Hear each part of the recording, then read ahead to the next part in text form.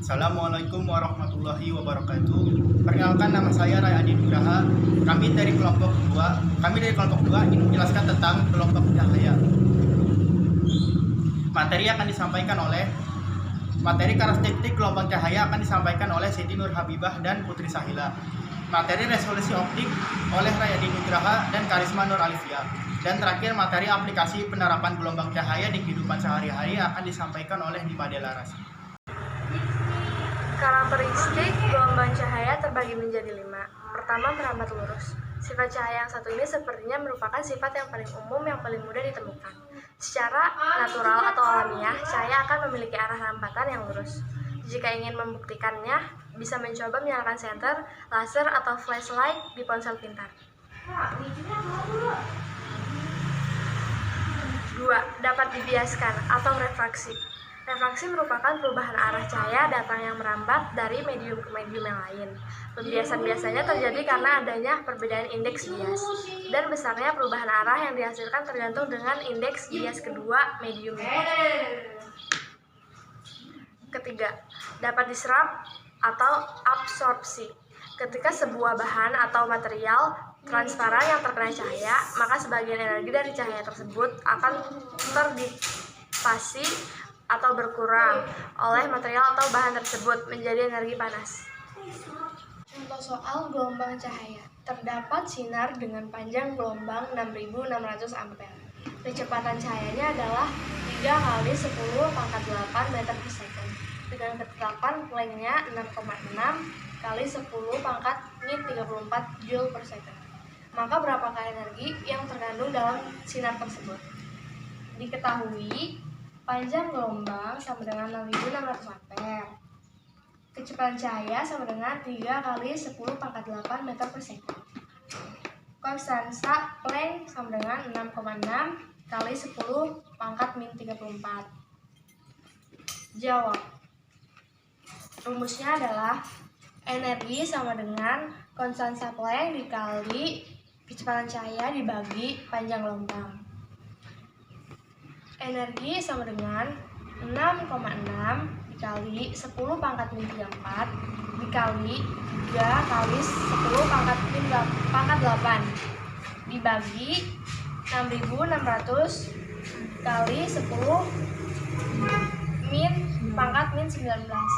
Energi sama dengan 3 kali 10 pangkat min 19 joule. 4. Dapat menembus benda bening. Cahaya dapat menembus benda bening. Contoh paling umumnya adalah lampu rumah. Cahaya dapat menembus kaca pada bohlam lampu rumah sehingga bisa menerangi satu ruangan rumah. 5. Dapat diuraikan atau dispersi. Dispersi merupakan pembias cahaya putih atau cahaya polikromatik menjadi komponen yaitu cahaya monokromatik.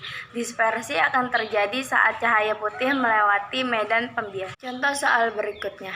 Cahaya termasuk gelombang transversal karena arah gerak gelombang tegak lurus dengan arah getaran. Materi selanjutnya adalah alat-alat optik. Alat-alat optik adalah alat-alat yang menggunakan lensa dan atau cermin untuk memanfaatkan sifat-sifat cahaya yang dapat dipantulkan dan dapat dibiaskan. Cahaya tersebut digunakan untuk melihat. Penggunaan alat optik bertujuan untuk melihat benda yang ada di sekitar kita yang dipantulkan oleh cahaya. Contoh soal. Agung tidak dapat melihat dengan jelas benda-benda yang berjarak di bawah 40 cm. Dia ditawari temannya kacamata minus 1 dioptri. Jika kalian menjadi Agung, apakah kalian akan menerima tawaran tersebut? Berapakah kekuatan kacamata yang harusnya dipakai Agung agar dapat melihat benda secara normal? Penyelesaian. Diketahui PP sama dengan SN sama dengan 40 cm.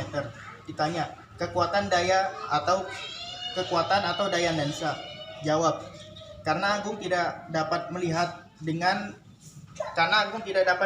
dekat atau rabun, maka kacamata yang harus digunakan adalah kacamata berlensa positif. Jadi tawaran teman Agung tidak dapat menolong. Kekuatan kacamata yang harus dipakai adalah P sama dengan 4 dikurangin 100 per SN. P sama dengan 4 dikurangin 100 per 40. 100 dibagi 40. Jadi P sama dengan 1,5 dioptri. Jadi kacamata yang harus digunakan oleh Agung adalah kacamata positif dan kekuatannya adalah 1,5 dioptri. Alat optik terbagi atas dua jenis, yaitu alat optik alami dan buatan. Alat optik alami yaitu mata, yang termasuk alat optik buatan diantaranya adalah kacamata, kamera, kaca pembesar, mikroskop, teropong atau teleskop, periskop, dan sebagainya. Contoh soal yang kedua, Amina ingin membelikan kacamata untuk temannya yang hanya dapat melihat benda terjauh pada jarak 3 meter. Jenis kacamata apakah yang harus dibeli Amina? Diketahui mata miopi dengan PS sama dengan 3M. Ditanya jenis kacamata yang sesuai, jawab. Untuk menentukan kacamata yang sesuai, berarti kita menghitung kekuatan kacamata dengan rumus P sama dengan min 1/R. P sama dengan min 1/3. Dari situ dioptri. Jadi kacamata yang sesuai adalah kacamata negatif dengan kekuatan min 1/3 dioptri. Terima kasih. Aplikasi gelombang cahaya dalam bidang teknologi. Dalam teknologi laser, cahaya yang koheren menunjukkan suatu sumber cahaya yang dalam bermacam-macam aplikasi modern, termasuk dalam bidang optik, elektronik. Sumber cahaya yang digunakan dalam aplikasi ini dihasilkan. Aspek penting dalam bidang ini adalah bagaimana memanfaatkan sumber foton sebagai media proses asosiatif, manfaat gelombang cahaya, daftar lagu-lagu hits, penerapan konsep gelombang bunyi.